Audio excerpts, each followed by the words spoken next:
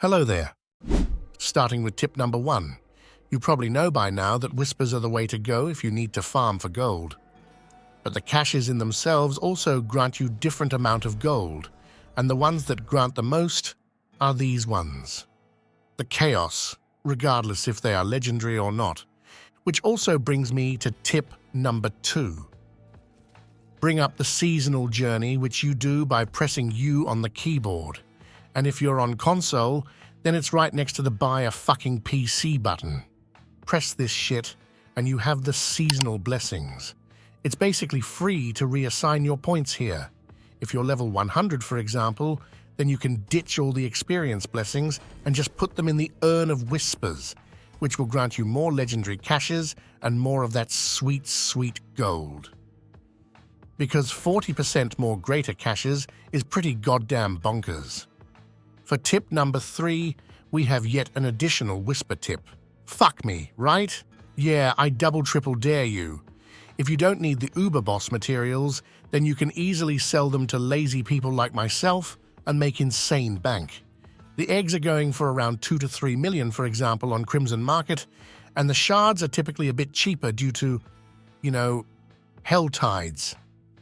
For tip number 4, you may have heard that you can use 2 elixirs at once now, which is true. You can make an extra elixir called Elixir of Antivenin just by completing a quest here in Gear Cool. But did you know that you can also use 3 incenses?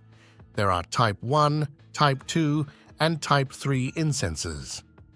While the experience bonuses stack with the 2 elixirs I mentioned, you can only get the experience bonus from one of these.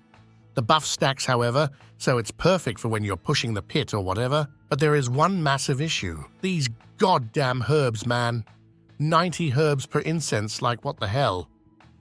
Yeah, well, I don't recommend always running around with 3 incenses, but you get more than 300 herbs just by doing 1 Legion event.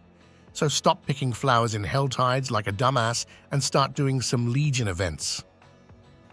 Alright, so Season 4 has been out for 3 weeks or so, meaning most of you have probably played for around 3,000 hours, leveled up about 20 characters to 100, and sold your wife and kids just to level up more characters.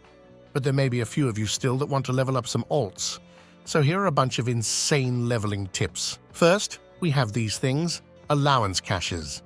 You can purchase these between level 20 to 50 by your local drug dealer. These cost a shit ton of gold, however, but you can purchase a few of them once you enter a new world tier, as there'll always be sacred legendaries in world tier 3 and ancestral in world tier 4.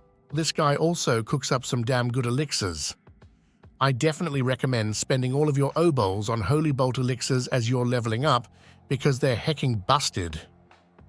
If you don't need them, however, then head on over to this pervert. You should always save up some obols for when you're entering New World tiers. Why though? Well, as you can see, this beautiful lady of mine is currently in World Tier 4, meaning the pervert will supply me with ancestral gear. Damn nice. Hey, stop touching my ass, you pervert. Here's another fun tip if you need some loot. I don't know if you've heard about the Gauntlet before, but it's basically something people played for like 5 minutes, then it died out, meaning no one plays that shit, which means that you can just grab a bunch of friends or randoms if you're a lonely loser and do the 4-man party trials. You'll get free loot by the end of the week just by standing AFK in the Gauntlet. Easy peasy. And for next leveling tip, you want to start killing level 95 enemies ASAP. Why though? Well, that's because they drop 925 loot only. And how can this be achieved? Well, just craft a Nightmare Sigil above 41 or use the profiled Mind Cage in Hell Tides. While talking about Nightmare Sigils, you can also see what level the monsters are within the dungeon. So do less thinking, more blasting. Next, we're going to head on over to the blacksmith and check out tempering. You may have noticed this, but tempering is basically free. So always be tempering, my man. What is not free, however, is masterworking. But I have a few tips here as well. Firstly, if you need the masterwork to nail a specific stat, you should just keep resetting every 4th masterworking until you get it. Never reset above the fourth one unless you're really into maxing your gear or you're a gold buyer. Or, well, Rob, I'd say hitting the masterwork once is enough for like 99% of people. I, for example, only have 2 pieces of gear that I hit the masterworking twice on, which are the absolute most important pieces, and that shit cost me hundreds of millions. Another masterworking tip is that if you've replaced a gear piece, then don't sell it for fuck's sake. Salvage it. You'll get materials back. Not all of it, but some at least. And talking about gear, you've probably received a fair sum of them. So is there any easy way to sort that shit? Well, yes. Here's what I typically do. Once you're a gigachad with some actual gear and have gotten yourself some salvaging materials, you'll basically only look at gear with greater affixes on them. The other gear pieces does have value, however. You want to sell as much as possible, but you also want to keep upgrading your codex.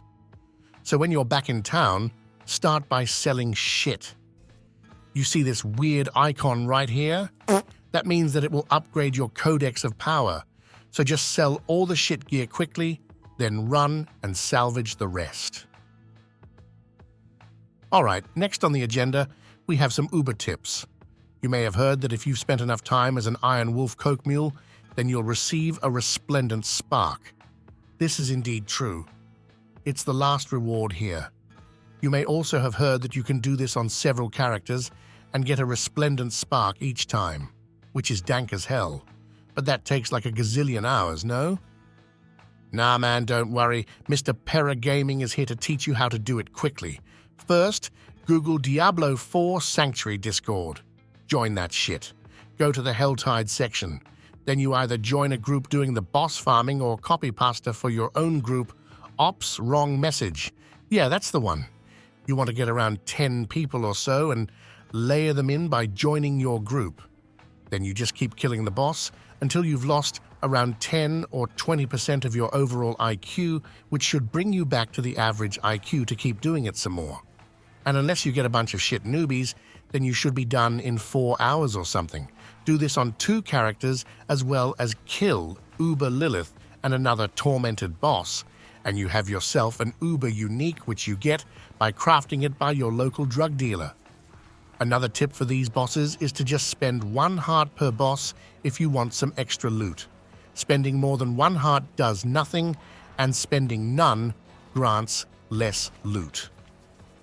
Now you may also have some additional uniques that you need for your build as well though. And did you know that Maxroll has a list of all of them and where to find them? I'll post the link in the description, but you can also just Google Maxroll boss list. Control F, whatever you need, and you got that shit sorted with ease. Lastly, I have a few more gold tips which are related to trading. It's extremely easy to trade on Crimson Market. Just take a screenshot of your item and Control V. But Mr. Big Dick Paralord Senpai, how do I know what has value? Well, that's quite easy. For starters, everyone needs attack speed and crit chance. So having both of these as greater affixes will grant you some bank. And for all the other items, you only need to keep track of 3 or so builds for your class. And which ones? Well, the most popular ones, of course. Here's the tier list from Maxroll and from Mobalytics. By far the best and most used ones. Let's check out my Necromancer, for example. Everyone is playing Golem this season, and the only stat that is specific for Golems is Golem Mastery on Chest. So if you've found one with this on, then you may be a rich man. Same goes for the Amulet. All minion builds want Hellbent Commander, and just by skimming through the most popular builds, you'll see this with ease. Amulets are also the most expensive items by far. I sold one with Hellbent Commander without greater affix for 500 million, for example, and then bought this one for 100 million. Just don't tell it to the guy that sold it, Lamau. And for my last tip, Crimson Market is the GOAT. You also have the Diablo 4 Sanctuary website, but Crimson Market has the added benefit of actually fucking working. They also have a loyalty club that I've joined and can highly recommend. You may have heard Woody or the bald guy in the hoodie talk about this, but you'll get a bunch of benefits. The one that I'm the most excited about is winning their custom-built PCs. This month, they're giving away this insane wall PC, which I'd gladly give away my left nut for, or hell, take the right one as well. Not like I'm using them, so definitely check that one out. You won't regret it. And until next one, per out.